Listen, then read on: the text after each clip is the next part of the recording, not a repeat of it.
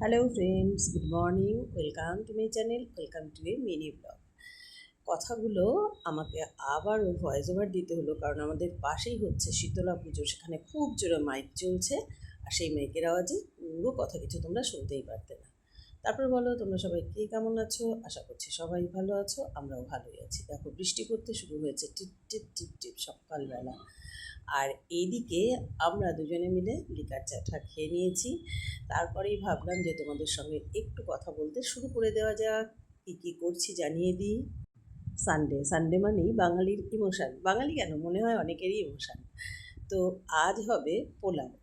আজ হবে বাসন্তী পোলাও আর চিকেন কষা। সেই জন্য গোবিন্দভোগ চালগুলোকে ধুয়ে ধুয়ে আমি এই টেবিল ফ্যানের সামনে ছড়িয়ে দিয়েছি শুকোবার জন্য। কেননা বাইরে তো বৃষ্টি হচ্ছে, রোদ নেই। এটাকে তো আমাকে আবার একটু শুকনো করে নিতে হবে, তাই সকালবেলায় প্রথমেই এই কাজটা করে নিলাম। তারপরেই এতে ঘি, নুন, হলুদ, কাজু কিশমিশ সমস্ত কিছু সুন্দর করে মাখালাম। আর এইদিকে দেখো, চিকেন কষাটা কিন্তু একদম রেডি।